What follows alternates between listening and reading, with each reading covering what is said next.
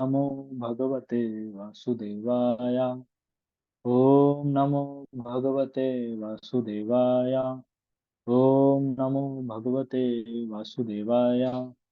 ओम अज्ञानतिमिरान्धस्य ज्ञानञ्जनशलाकया चक्षुरुन्मीलितं येन तस्मै श्रीगुरुवे नमः। नमो विष्णुपदाय कृष्णपृष्ठाय भूतले श्रीमते भक्तिवेदांत स्वामिनिति नामिने। नमस्ते सारस्वते देवे गौरवाणी प्रचारिणे निर्विशेष शून्यवादी पाश्चात्य देशतारिणे। श्री कृष्ण चैतन्य प्रभु नित्यानंद श्री अद्वैत गदाधर शिववासादि गौर भक्त वृंद। हरे कृष्ण कृष्ण कृष्ण हरे हरे, हरे राम राम राम हरे हरे। ओके प्रभु, कंटिन्यू कर लीजिए। Now the translation. Dear Lord, we may not be able to remember your name, form, and qualities due to stumbling, hunger, falling down, yawning, or being in a miserable, diseased condition at the time of death. When there is a high fever, we therefore pray unto you, O Lord, for you are very affectionate to your devotees. Please help us remember you and utter your holy names, attributes, and activities, which can dispel all the reactions of your sinful lives. Yes प्रभु, तो अब मतलब इसमें देखेंगे आपकी death के समय, मृत्यु के समय, जैसा फिलोसफी है कृष्ण कॉन्शियसनेस का कि अंत अंतकाली मतलब at the time of death अगर हम भगवान को स्मरण कर लेते हैं तो हमको डायरेक्ट हमको स्पिरिचुअल वर्ल्ड में एंट्री मिल जाएगा। तो ऐसा कहा जाता है कि life is a preparation and death is an examination. तो whole life we are preparing for just one thing, like the time of that somehow we will utter the name of Krishna. जैसे आज आमिल के केस में आपने देखा भी, last हमने प्रसंग पढ़ा था। तो वैसे ही है प्रभु कि देखिए आप इवन बताया जाता है मृत्यु के समय 40,000 बिच्छू एक साथ जैसे डंक मारते हैं, वैसा अनुभव होता है। तो आप सोचिए कितना कठिन एग्जाम है, जो हमारे गेट कैट के एग्जाम चलते हैं, आईआईटी जेईई का, उससे भी कितना कठिन ये एग्जामिनेशन है, ये संसार से निकलना। लेकिन लोग सोचते हैं बस यही एग्जाम फाइनल है। लेकिन इतने कष्टों के बाद कैसे कैसे हम आप मतलब सोचिए कि हम कैसे भगवान का नाम लेंगे। या देखिए कई लोगों का बुढ़ापे में अल्जाइमर हो जाता है, भूलने की बीमारी हो जाती है। तो उस समय हम कैसे भगवान का नाम लेंगे। जैसे आप कुछ दिन पहले आप पूछ रहे थे प्रभु की, अगर भक्ति अभी नहीं करे, लास्ट में बुढ़ापे में करे, तो आप इस सब प्रसंगों से देख सकते हैं कि मतलब क्या हमारे लिए पॉसिबल है क्या बुढ़ापे में कर पाना ऐसे भक्ति। हमारा शरीर जवाब दे जाएगा, तब क्या हम मतलब कर सकते हैं। एक इसमें आता है, बोलते अमोघ लीला प्रभु जी कहते हैं कि बोले पेट में आत नहीं है, मुंह में दांत नहीं है, हो गया है मोतिया बिंद, अब भजूंगा मैं गोविंद। तो क्या हमें मोतिया बिंद वाली आंखों से गोविंद देखना है कि अभी से हम देखना शुरू कर दें, कौन सा ज्यादा अच्छा रहेगा। तो ये सिनेरियो है प्रभु। तो इसमें क्या होता है कि हम अपना भजन काफी तीव्रता से करना चाहिए, तीव्र भजन। भागवतम में आता है सेकंड सेकंड कैंटो में, तीव्रेण भक्ति योगेन पुरुषम परम। मतलब तीव्र भक्ति की बात हो रही है। ऐसा मतलब नॉर्मल ऐसा नहीं कि भक्ति माला हो गया थोड़ा बहुत कर लिए, कभी हुआ तो शास्त्र थोड़ा स्टोरी जैसा पढ़ लिए। तो ऐसा चर्चा नहीं कर रहा है, शास्त्रों में ऐसा हमको निर्देश नहीं मिल रहा है कि इसको जैसे स्टोरी चेतन भगत की स्टोरी पढ़ते हैं, जैसे सत्यनारायण की जैसे कथा सुनते हैं, पंडित जी कथा सुनाए, भक्तों ने भी सुन लिया और फिर अपने अपने काम में लग गए। तो ये मोटिव नहीं होना चाहिए। तीव्र भजन की बात हो रही है। It should be like very strict होना चाहिए भजन में, साधना स्ट्रिक्ट होना चाहिए। तब हम मतलब कुछ चांस है हमारा कि हम भगवान को at the end of our life हम रिमेम्बर कर सकते हैं। ओके प्रभु, ठीक है प्रभु, नेक्स्ट में आ जाते हैं। एक बुक है प्रभु, लॉ ऑफ कर्मा, नहीं, प्रभुपाद की बुक है। उसमें इसका मृत्यु का बहुत अच्छे से वर्णन किया गया है। जैसे गला जैसे चौक हो जाता है, जैसे मृत्यु के समय प्रभु, उसमें वर्णन था कि जैसे गला चौक हो जाता है हमारा, गला में कफ भर जाता है, कोई लेटे रहते हैं ना मोस्टली, सभी लोग ऐसे लेटे लेटे गले में कफ भर जाता है, और जी सारे जी परिवार वाले मतलब आसपास खड़े होकर ऐसे रोते रहते हैं। तो उसमें क्या होता है, देख के जो मरने वाला व्यक्ति उसको और दुख होता है, और मतलब उनके प्रति अटैचमेंट उनका बढ़ता है। बहुत जी सारी उनसे बातें करना चाहता है। कई सारे ऐसे रिग्रेट भी होते हैं, जो हमने मतलब हमको करना चाहिए था लेकिन हमने किया नहीं। तो कई सारे लोगों के प्रति हमने अपराध किया है, तो वो सबसे क्षमा मांगने की भी इच्छा होती है।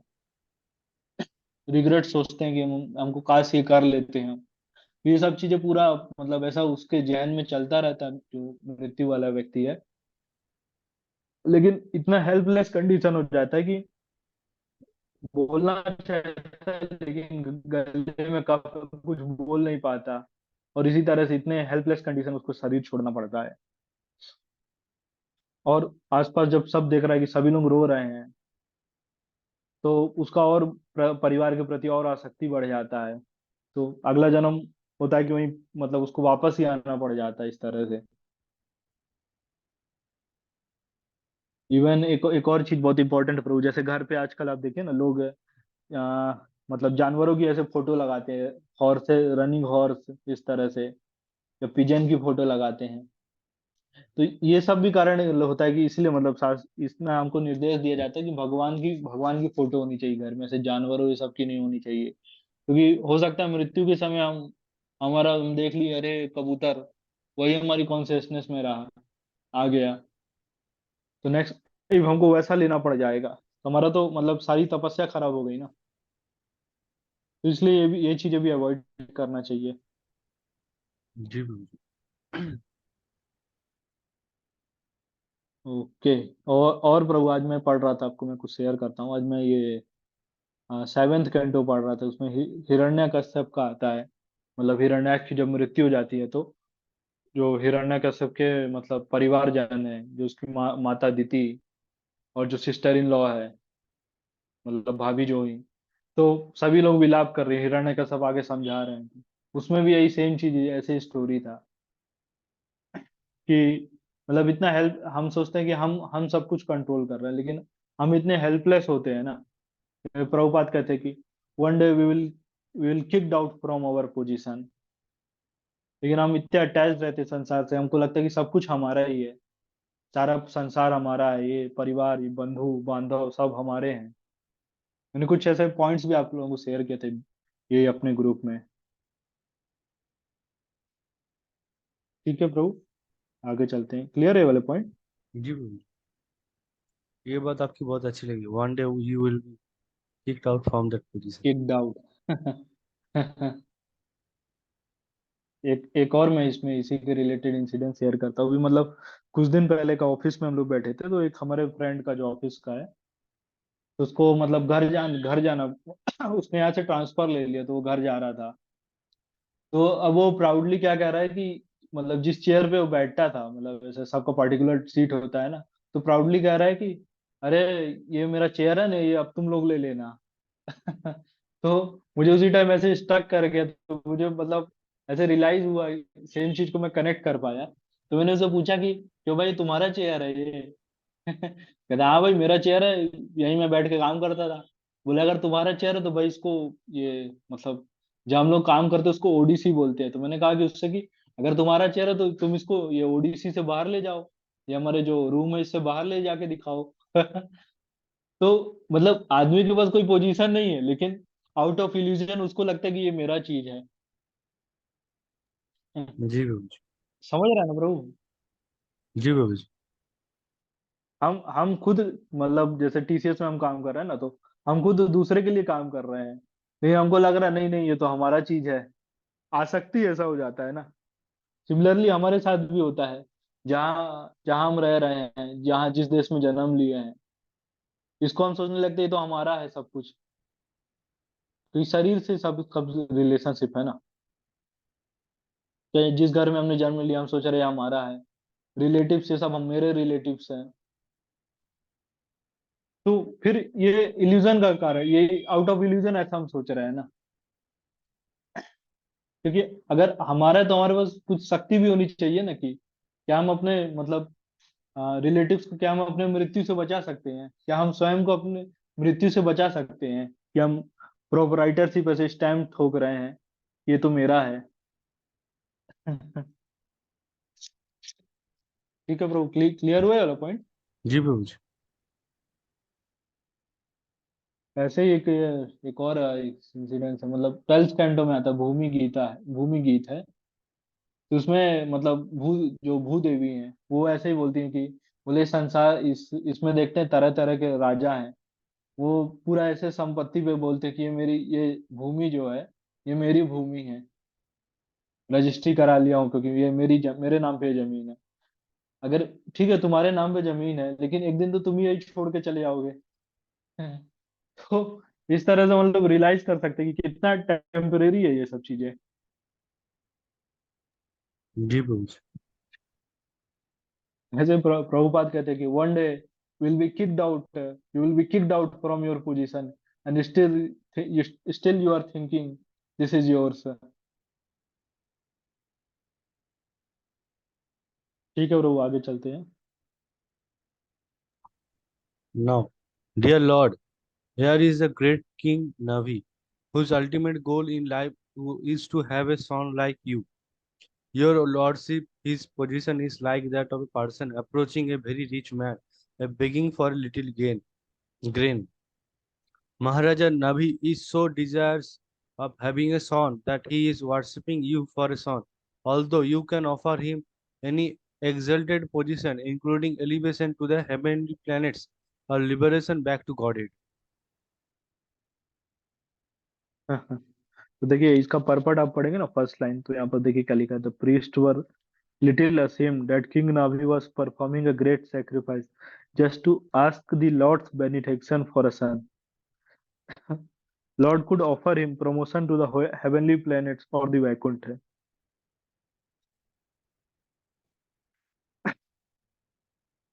तो इसलिए मतलब ऐसा लिख रहे हैं क्योंकि ऐसा इस इट जस्ट लाइक मतलब इसमें एग्जांपल भी आप देख रहे हैं ना, दिया है कि रिच मैन से हम कुछ दाने के लिए भीख मांग रहे हैं। चलिए आगे चलते हैं bro.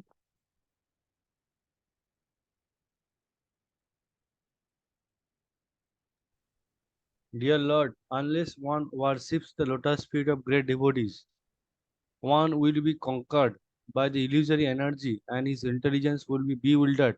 Indeed, who has not been carried away by the waves of the material enjoyment, which are like poison? Your illusory energy is unconquerable. No one can see the path of this material energy or tell how it is working. Yes Prabhu, even इतनी strong illusory energy है भगवान की कि एक बार नारद मुनि ऐसे bewilder हो गए। नारद मुनि मतलब आए भगवान से, कहते भगवान मुझे आपकी माया शक्ति देखना, माया शक्ति कैसी है। तो भगवान ने कहा कि ठीक है, एक गिलास पानी ले आना, मेरे को प्यास लग रहा है, तेरा कहीं से एक गिलास पानी ले आना। तो नारद मुनि जाते हैं पानी लेने के लिए। तो देखते हैं कि एक गांव में मतलब गांव पहुंचते हैं वहां, पानी लेने के लिए एक स्त्री से पानी मांगते हैं। अब वो पानी लेते लेते नारद मुनि का नैन मटक्का हो जाता है। क्या क्या मतलब है ना सॉन्ग की, नैन मटक्का हो गया तो दिल ना मानिया, समथिंग। तो नारद मुनि का ऐसा हो जाता है कि उनसे प्रेम हो जाता है। तो बाद में नारद मुनि को पता चलता है कि वो एक राजा की पुत्री हैं। तो नारद मुनि राजा के पास पहुंच जाते हैं। अब वो पुत्री से ब्याह कर लेते हैं, नारद मुनि शादी कर लिए। शादी हो गया, अब धीरे धीरे वो राजा की मृत्यु हो गई। तो नारद मुनि राजा बन गए। राजा बनने के बाद,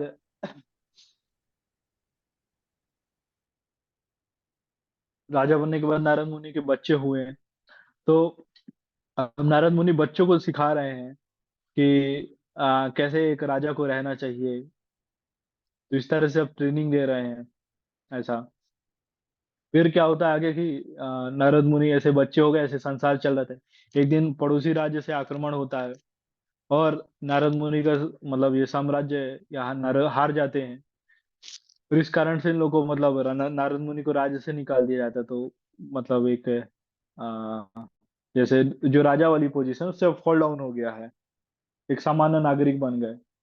इस तरह से रहते हैं, तो गांव में रहने लगते हैं नारद मुनि। अपने बच्चों और वाइफ के साथ। फिर अब एक दिन क्या होता है,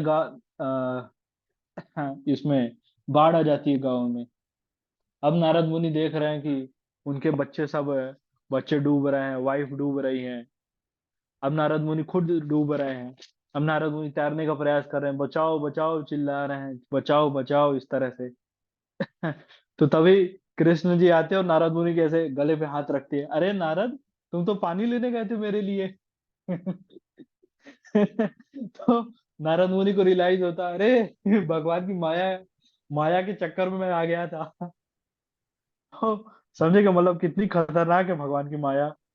इवन बड़े बड़े एग्जॉल्टेड डिवोटीज भी फंस जाते हैं उसमें। नारद मुनि कहते, नहीं नहीं भगवान, अब दोबारा हमको नहीं देखना आपकी माया, हमको दोबारा नहीं फंसना ये सब जंगल में। तो तो प्रभु देख रहे हैं मतलब माया शक्ति भगवान की। या आदमी कैसे भगवान, मतलब नारद मुनि जस्ट गए पानी लेने के लिए और पूरा उन्होंने अपना संसार बसा लिया उसमें।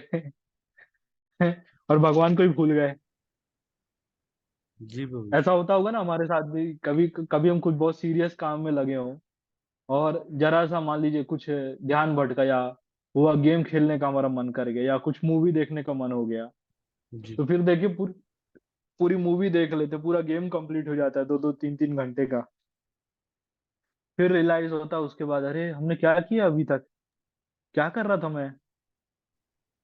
आपकी तो बात एकदम ऐसा है सही। प्रभु माया शक्ति, माया शक्ति।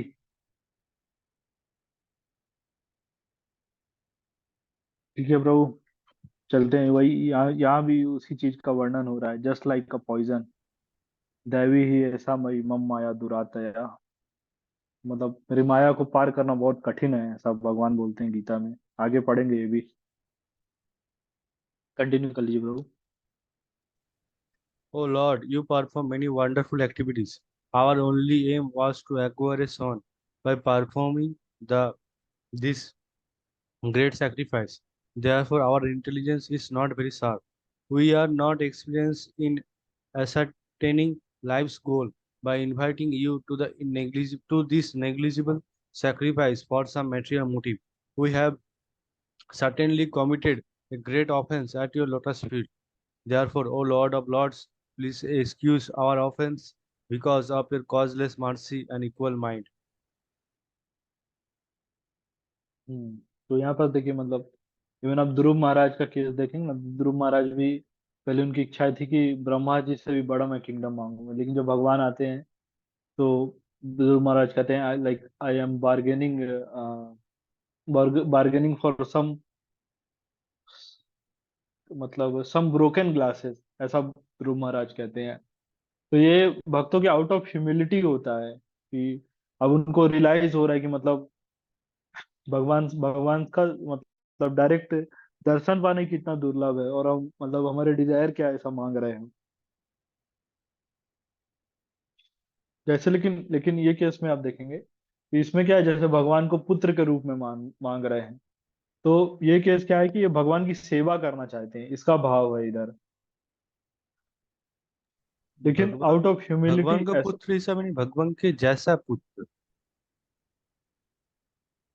हाँ प्रभु, वही हुआ ना, भगवान भगवान को पुत्र के रूप में पाना चाह रहे हैं। जी। हाँ, तो ये आउट ऑफ ह्यूमिलिटी है, मतलब भक्तों की ह्यूमिलिटी के कारण ऐसा बोल रहे हैं। ठीक है, और समझ रहे हैं वाला पॉइंट को। जी प्रभु जी। चलिए आगे चलते हैं।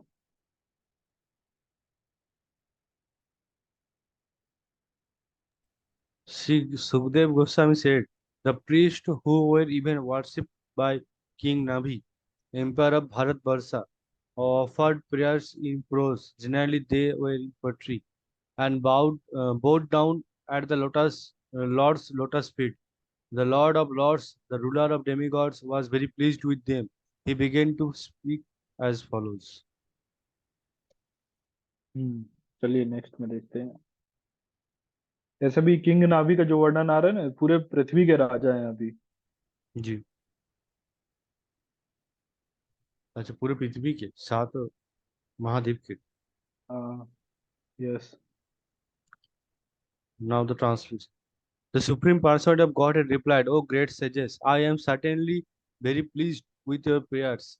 You are all truthful. You have prayed for the benediction of a son like me for King Navi. But this is very difficult to obtain, since I am the Supreme Person without a second, and since no one is equal to me, another person like me is not possible to find.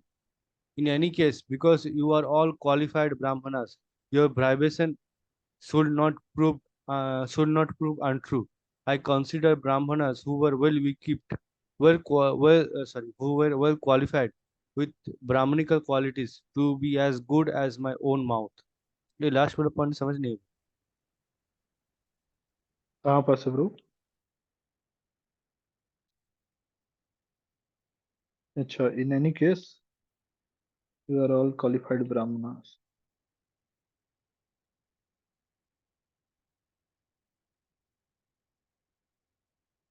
हाँ, ऐसे ऐसे बोला जाता है प्रभु, ब्राह्मण जो होते हैं ना, ब्राह्मणों को भगवान का मुख बोला जाता है।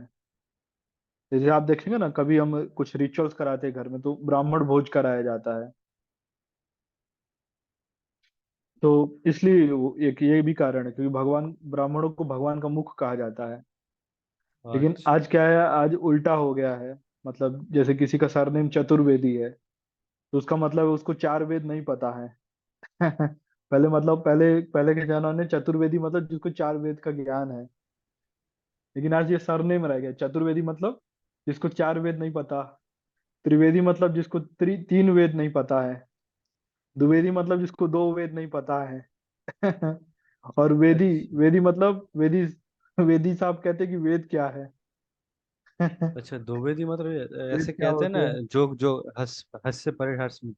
द्विवेदी आप जी क्या कर रहे कैसा? हैं? ऐसे मतलब जोकिंग में, जोकिंग सेंस में बोलते हैं ना। द्विवेदी जी आप क्या कर रहे हाँ। द्विवेदी मतलब ये था जो दो वेद का ज्ञाता हो। ऐसे हो? शर्मा अच्छा। जी को पाप करने में शर्म नहीं आती है, तो ये कलयुग का हाल है। अच्छा, कलयुग में तीन वेद है, पता है आपको कौन से हैं? अथर्ववेद एक है और दो पता याद नहीं। अरे चार वेदों का आपको नाम याद नहीं है क्या प्रभु? याद है, भूल गए। एक अथर्ववेद है और हाँ, एक भूल गए। ऋग्वेद, सामवेद, हाँ यजुर्वेद। हाँ, ऋग्वेद सामवेद अथर्ववेद और लास्ट वाला याद यजुर्वेद। नहीं। हाँ, तो कलयुग में क्या है, तीन वेद क्या है? Physics, chemistry, mathematics. ये कलयुग के तीन वेद है, जो इनको पढ़ लिया ना वो ज्ञाता माना जाता है। और चौथा वेद कह सकते हैं बायोलॉजी है। जी बिल्कुल। ठीक है ब्रो, चलते हैं आगे।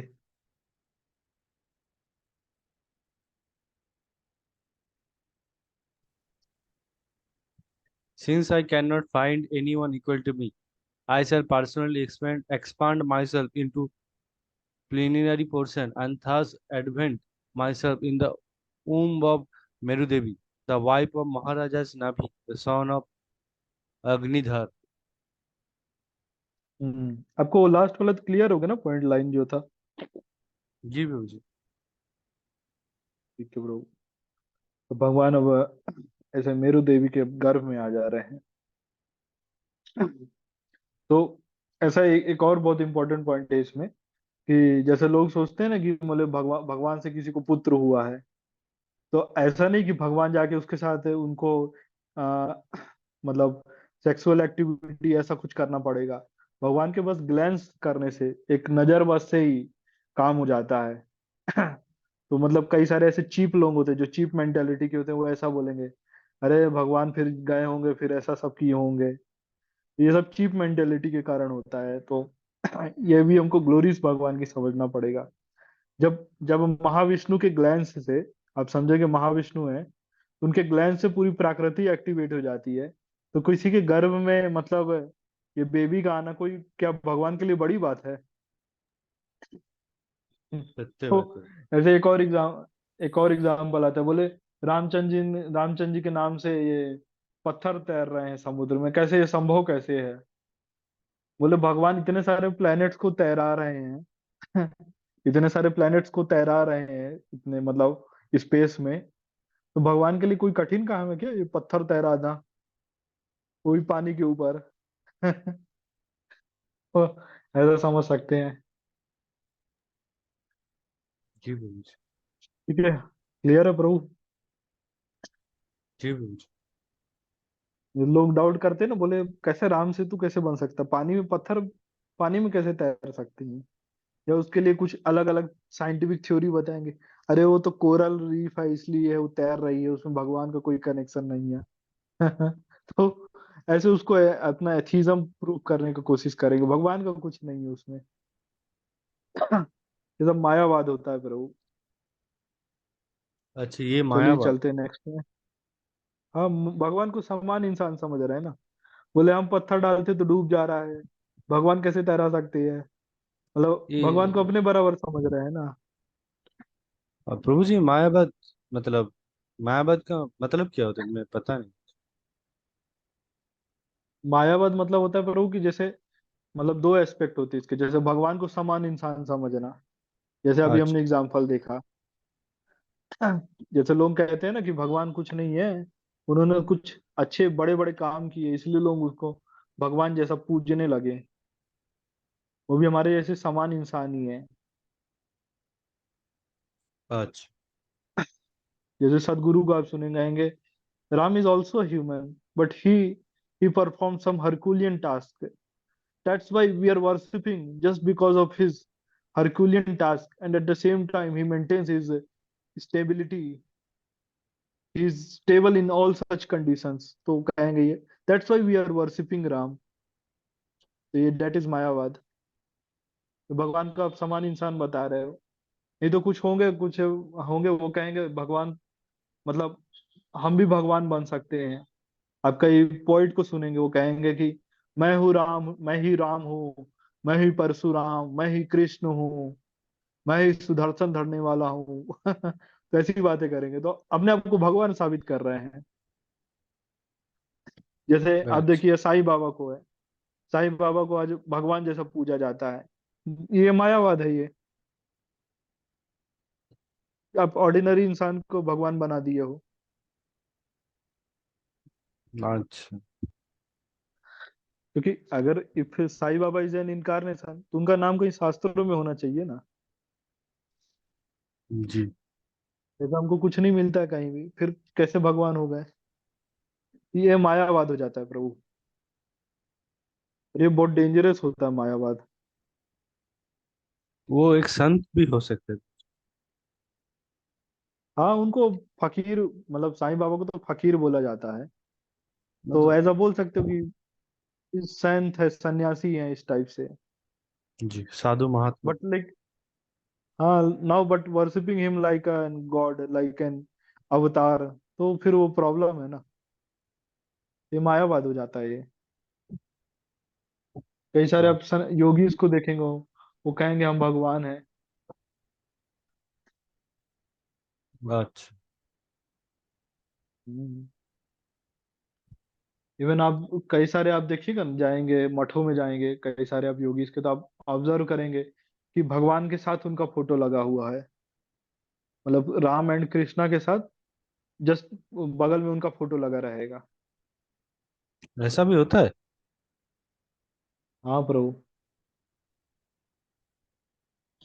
अच्छा, मतलब ये, लेकिन अच्छा। हम्म, कहाँ कहीं आपको कुछ एग्जांपल याद आ रहा है क्या, कहीं आपने देखा हो ऐसा? नहीं, मतलब जैसे मायावद मायावद का प्रमुख श्री रामकृष्ण परमहंस को कहते हैं क्या? यस प्रभु। ओ अच्छा। लेकिन मैं एक किताब पढ़ रहा था उन्हीं का। ठीक है। तो वहां पर वो हम्म, ऐसे क्लियरली स्टेटेड लिखते हैं कि भक्ति एकमात्र साधन है आपको ऊपर उठाने के लिए। अगर कोई भी लोग अगर भक्ति से विमुख होकर कोई भी सिद्धि, कोई साधना, कोई रुपया व कुछ भी कहता है तो वो गलत है। आपको सिर्फ और सिर्फ भक्ति करना चाहिए भगवान के प्रति। आह, हो सकता है प्रभु कहीं मतलब इस तरह के स्टेटमेंट यूज किए होंगे, लेकिन आप कभी जब टेम्पल में जाके देखे ना, फोटो सब कुछ इक्विवेलेंट रहेगी। अच्छा, ऐसा भी होता है। हाँ हाँ। अमोघ लीला प्रभु जैसे अभी बैन लग गया था, कारण यही है ना, नॉर्मल हाँ। पीपल ऐसे समझ नहीं सकते, डाइजेस्ट नहीं कर पाते बातों को। जी बिल्कुल। ठीक है प्रभु, यहीं तक रखते हैं। प्रभु जी 2 मिनट है तो हम कर ले क्या, रिकॉर्डिंग स्टॉप कर लेते कर ओके ओके, कर लेते हैं। Okay, thank you. Hare Krishna. Prabhu recording stop कर दीजिए, फिर देखते हैं उसका, हैं। यूट्यूब में भी प्रभु बोल रहा है लास्ट ना। वाला वो नहीं बोलेंगे, भगवत गीता की तरफ की जय। सॉरी।